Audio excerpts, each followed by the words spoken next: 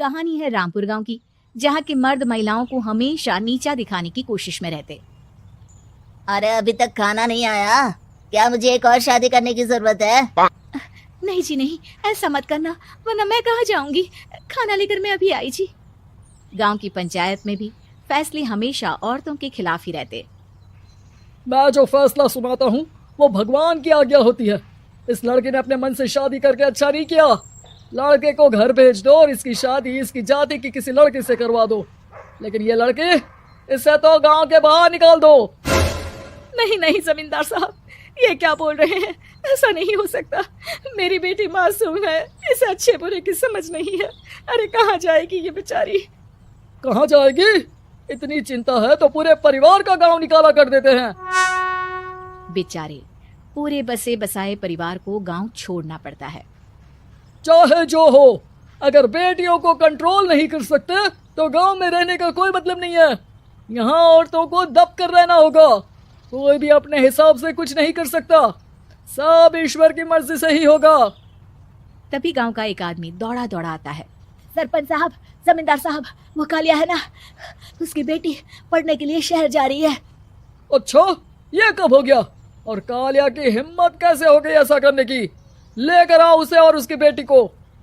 बस फिर क्या था, हाजिर हो जाते हैं कालिया और उसकी बेटी सरपंच के सामने। अरे कालिया, ये क्या सुनने में आ रहा है? बेटी को इंजीनियर बना रहा है तू? और ये बता, गांव में तो स्कूल नहीं है, फिर कहां से इतनी क्लास पास कर गई तेरी बेटी? राधा, जो कि कालिया की बेटी है, उसे लगता है कि सरपंच उसकी तारीफ कर रहे हैं। सरपंच जी, मैंने ऑनलाइन पढ़ाई की है, डिस्टेंस लर्निंग से। सभी में मैंने अच्छे नंबर पाए हैं, जिसे देखते हुए शहर की इंजीनियरिंग कॉलेज में मुझे स्कॉलरशिप मिली है। वाह जी वाह, क्या होती है ये? पहले तो ये बताओ, फिर आगे की बात करते हैं। पूरा गांव राधा की बात सुन रहा था और राधा बोलती जा रही थी। तो ऐसे मैं फ्री में एक अच्छी शिक्षा लेकर गांव में जो कुछ परेशानियां हैं, जैसे बिजली, पानी और इंटरनेट जैसी समस्याओं के लिए काम करूंगी। मैं गांव को शहर से जोड़ने के लिए पुल का निर्माण करवाने का प्रस्ताव रखूंगी। मुझे पूरी उम्मीद है कि जल्द ही हमारा गांव भी तरक्की की राह पर चल पड़ेगा। राधा की बात सुनकर सारे गांव वाले ताली बजाने लगते हैं। सरपंच को समझ नहीं आता कि वो क्या करे। चुप रह नादान लड़की, गांव के खिलाफ जाने के लिए तुझे गांव से बेदखल कर दिया जाएगा, वो भी पूरे परिवार के साथ। और हाँ, अगर ठीक से गांव में रहना चाहती है तो ये पढ़ाई लिखाई छोड़ दे। हम तेरे लिए गांव का कोई होनहार लड़का देखेंगे। तभी गांव का एक आदमी बोल पड़ता है। अरे नहीं नहीं सरपंच जी, राधा बिटिया जो बता रही है, अगर वैसा हो जाए तो हम लोगों को पैसा कमाने के लिए बाहर नहीं जाना पड़ेगा। हाँ जी, और ना ही कोसों दूर पानी के लिए भटकना पड़ेगा। हमारे बच्चे भी अच्छी पढ़ाई कर सकेंगे और आगे बढ़ेंगे, ना कि हमारी तरह खेती करते बैठेंगे। क्यों गांव वालों, राधा बिटिया का साथ देना चाहिए ना। सरपंच देखता है कि गांव राधा के साथ है तो वो चुप हो जाता है। वो घर आकर अपने सलाहकार से बात करता है, जो बहुत ही चालाक किस्म का इंसान होता है। अरे सरपंच साहब, आपको बहुत ही होशियारी से काम लेना पड़ेगा। एक बार गांव तरक्की कर गया, यहाँ के बालक पढ़ लिए तो कोई ना पूछेगा आपको। और फिर ये जो बेटा और बेटी है ना आपके, इनको भी आम लोगों की तरह ही जीवन जीना होगा। हाँ, लेकिन करे तो क्या करे? वो ना आप मुझ पर छोड़ दीजिए, बस मैं जैसा बोलूं करते जाइए। अगले रोज सुबह जब गांव वाले सोकर उठते हैं तो राधा के घर के बाहर और साथ ही वो लोग जिन्होंने राधा का सपोर्ट किया था, उनके घर के आगे लाल रंग से कल आऊंगी लिखा होता है। कल आऊंगी, ये क्या होता है? अरे यह तो खून से लिखा है, लगता है कोई भूत प्रेत या चुड़ैल का साया है। चलो सरपंच जी के पास चलते हैं। सभी सरपंच के पास जाकर उसे सारी बात बताते हैं। और ये तो बड़ी मुश्किल की बात है। चलो, मैं एक बाबा को जानता हूँ, उन्हें बुला लेता हूँ। सरपंच बाबा को लेकर गांव के घर के बाहर जाता है। ओहो, तो ये वो चुड़ैल है जो उन लोगों को निशाना बनाते हैं जो गांव को बदलने का सपना देखते हैं। वो गांव को ऐसे ही संपन्न देखना चाहती है, वो नहीं चाहती कि कोई बाहरी यहाँ का कायाकल्प करे। क्या तुम लोगों में से किसी ने गांव को बदलने की सोच रखी है?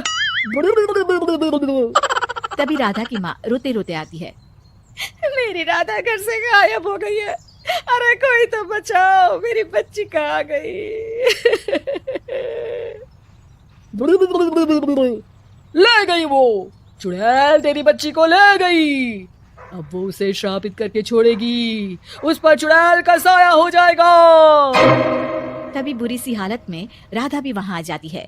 उसके बाल चुड़ैल की तरफ फैले होते हैं और कपड़ों में खून लगा होता है। सभी राधा को देखकर डर जाते हैं।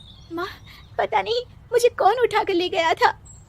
अरे दूर दूर हो जा चुड़ैल, अब हम लोग इस गांव में नहीं रुकेंगे। अरे कैसी बातें कर रहे हैं आप?